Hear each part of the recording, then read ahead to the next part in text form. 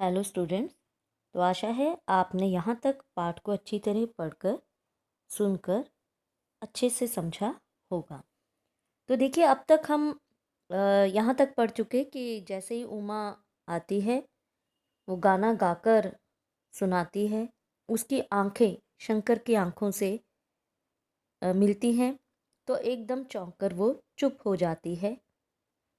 साथ ही साथ उससे प्रश्न जब किए जाते हैं तो वो बिल्कुल चुप है, और उसके उत्तर उसके पिता रामस्वरूप दे रहे हैं। तो सिलाई के बारे में पूछा था, तो उन्होंने कहा सिलाई सारे घर की यही करती है। तो गोपाल प्रसाद जी कहते हैं ठीक, लेकिन हाँ बेटी, तुमने कुछ इनाम विनाम भी जीते हैं। उमा फिर चुप है और रामस्वरूप इशारे के लिए हंसते हैं, इशारा करते हैं, लेकिन उमा चुप है, इसी तरह गर्दन झुकाए। गोपाल प्रसाद अधीर हो उठते हैं और रामस्वरूप सकपकाते हैं। वो अधीर हो उठते हैं कि लड़की बोल ही नहीं रही है, कहीं गूंगी तो नहीं है, क्या बात है ना।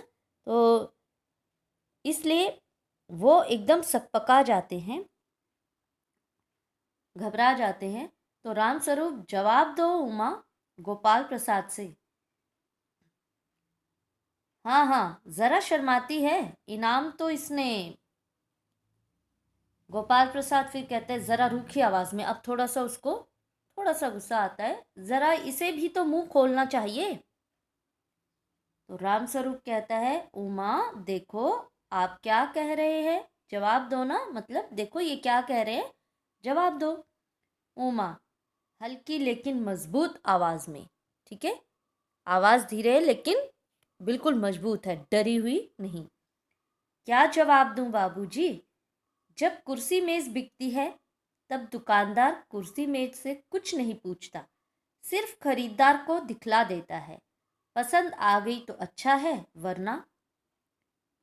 रामस्वरूप चौंक कर खड़े हो जाते हैं। उमा उमा, वो कहते ये किस तरह का जवाब दे दिया इस लड़की ने, और वो बिल्कुल उसको देखकर कहते उमा उमा जरा ढंग से।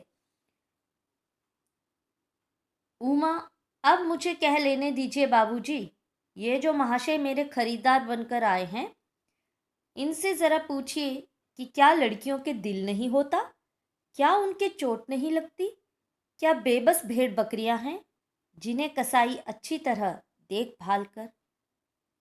तो देखिए किस तरह से उसके अंदर वो गुब्बार भरा हुआ है जिसको वो निकाल रही है, और गोपाल प्रसाद ताव में आकर, है ना, बड़े उसमें गुस्से में आकर कि क्या हो रहा है ना। और बाबू रामस्वरूप, आपने मेरी इज्जत उतारने के लिए मुझे यहाँ बुलाया था। फिर उमा तेज आवाज में, जी हाँ, और हमारी बेइज्जती नहीं होती जो आप इतनी देर से नापतोल कर रहे हैं। और ज़रा अपने इन साहबजादे से पूछिए कि अभी पिछली फरवरी में ये लड़कियों के हॉस्टल के इर्द गिर्द क्यों घूम रहे थे और वहाँ से कैसे भगाए गए थे।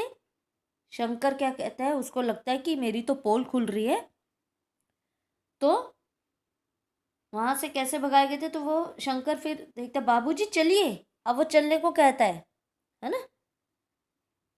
गोपाल प्रसाद, लड़कियों के हॉस्टल में, क्या तुम कॉलेज में पढ़ी हो। अब बेचारा और एकदम हैरान हो जाता है। उमा, जी हाँ, कॉलेज में पढ़ी हूँ, मैंने बीए पास किया है, कोई पाप नहीं किया, कोई चोरी नहीं की, और न आपके पुत्र की तरह ताक झांक कर कायरता दिखाई है। ठीक है, ताक ताक झांक करना, इधर उधर देखना। मुझे अपनी इज्जत अपने मान का ख्याल तो है, लेकिन इनसे पूछिए कि ये किस तरह नौकरानी के पैरों पड़कर अपना मुंह छिपाकर भागे थे। मुंह छिपाकर भागना, शर्मिंदा होकर भागना। तो देखिए किस तरह से उमा जो है अब सारी पोल खोलती है, सच्चाई बताती है। तो रामस्वरूप उमा उमा कहकर उसे गुस्सा करते हैं, और गोपाल प्रसाद खड़े होकर गुस्से में, अब गुस्सा आ गया उनको, बस हो चुका बाबू रामस्वरूप, आपने मेरे साथ दगा किया, यानी धोखा किया। आपकी लड़की बीए पास है और आपने मुझसे कहा था कि सिर्फ मैट्रिक तक पढ़ी है? लाइए मेरी छड़ी कहाँ है, मैं चलता हूँ।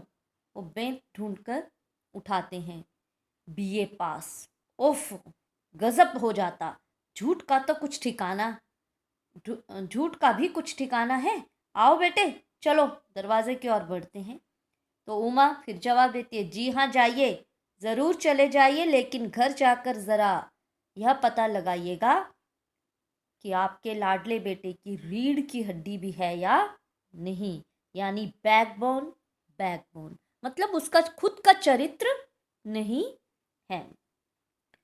बाबू गोपाल प्रसाद के चेहरे पर बेबसी का गुस्सा है और उनके लड़के के रुलासापन। बेबसी मतलब मजबूरी और विवशता, रुलासापन रोने का भाव, है ना। दोनों बाहर चले जाते हैं। बाबू रामस्वरूप कुर्सी पर धम से बैठ जाते हैं। उमा सहसा चुप हो जाती है। प्रेमा का घबराहट की हालत में आना वो एकदम आती है। प्रेमा, उमा, उमा रो रही है। और यह सुनकर रामस्वरूप खड़े होते हैं। रतन भी वहाँ से आ जाता है, वो नौकर। और रतन क्या कहते हैं, बाबूजी मक्खन। लो, सब रतन की तरफ देखते हैं और पर्दा गिरता है। तो देखिए इस एकांकी के माध्यम से लेखक ने क्या क्या बताने का प्रयत्न किया है। तो चलिए अभी जो हमने आज जो जितना पढ़ा है उसमें से प्रश्न उत्तर देख लेते हैं, कौन कौन से प्रश्न देखे और इसमें से बन जाते हैं। तो उमा गाना गाते गाते अचानक क्यों रुक गई? ठीक है, तो देखिए उमा सितार पर गाना गा रही थी कि अचानक उसकी नज़र सामने बैठे शंकर पर पड़ी।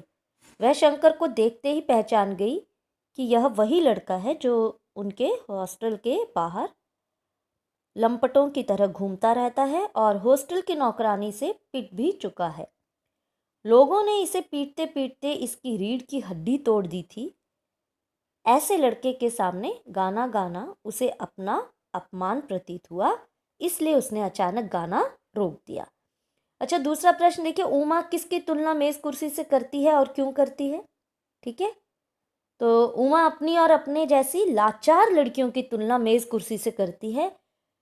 वो इसलिए करती है क्योंकि उसे लगता है कि जैसे बेजान मेज कुर्सियाँ बाजार में बेची जाती हैं, उसी प्रकार विवाह के समय उनकी भी नाप जोख की जाती है।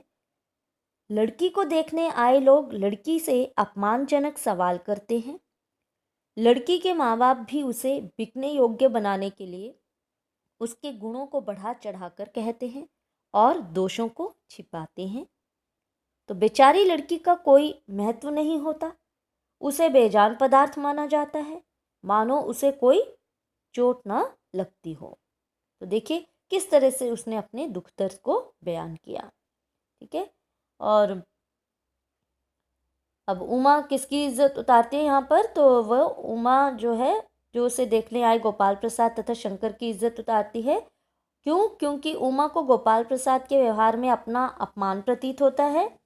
उनका एक एक बात को पूछना, उसके एक एक गुण का परीक्षण करना उसे बहुत बुरा प्रतीत होता है। जब वह शंकर को सामने देखती है तो उसकी वो हैरान हो जाती है। वह उस आवारा, लफंगे और लंपट युवक को खरी खोटी सुनाती है क्योंकि वह उसके काले कारनामे अच्छी तरह जानती थी। ठीक है, तो कल हम प्रश्न अभ्यास करेंगे। आप इन प्रश्नों को एक बार ज़रूर पढ़ें और ध्यान से यदि पाठ आपने सुना होगा तो प्रश्नों के उत्तर ज़रूर आएंगे। ठीक है, कल मिलते हैं। Till then bye and thank you.